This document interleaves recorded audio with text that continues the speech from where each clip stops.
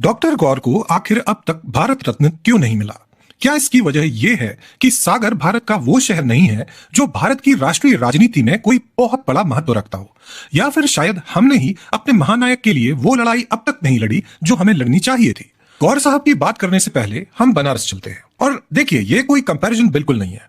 ये सिर्फ एक रेफरेंस है कि भारत के एक महानायक को भारत रत्न मिला तो दूसरे नायक गौर साहब को अब तक क्यों नहीं। देखिए, पार्लियामेंट में बीएचयू एक्ट 1915 पास होता है। बनारस सन 1916 में महान स्वतंत्रता संग्राम सेनानी पंडित मदन मोहन मालवीय बनारस हिंदू विश्वविद्यालय स्टैब्लिश करते हैं। पंडित जी ने एक बहुत बड़े अखबार द लीडर की नींव भी रखी।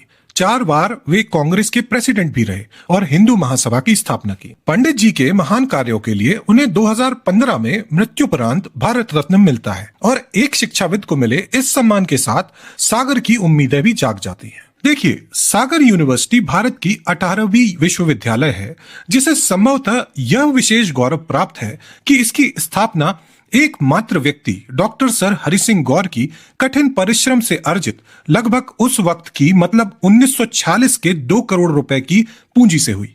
इसके अलावा गौर साहब ने कई किताबें लिखी, जैसे स्पिरिट ऑफ बुद्धिज्म, जिसकी तारीफ खुद महात्मा गांधी ने की, इंडियन पीनल लॉ कोड, जो कानून के क्षेत्र में एक बहुत बड़ी ख्याति प्राप्त किताब है। कुल मिलाकर बात यह है कि डॉक्टर गौर ने भी भारत के लिए अद्वितीय योगदान दिए। बस फर्क इतना है कि उनका काम लॉ के क्षेत्र में ज्यादा रहा, जिसके बारे में आम लोगों को ज्यादा नहीं पता होता। देखिए, हम भारत सरकार से इस पोस्ट के माध्यम से यह अनुरोध करते हैं कि वो इस क्षेत्र के लोगों की आवाज सुने।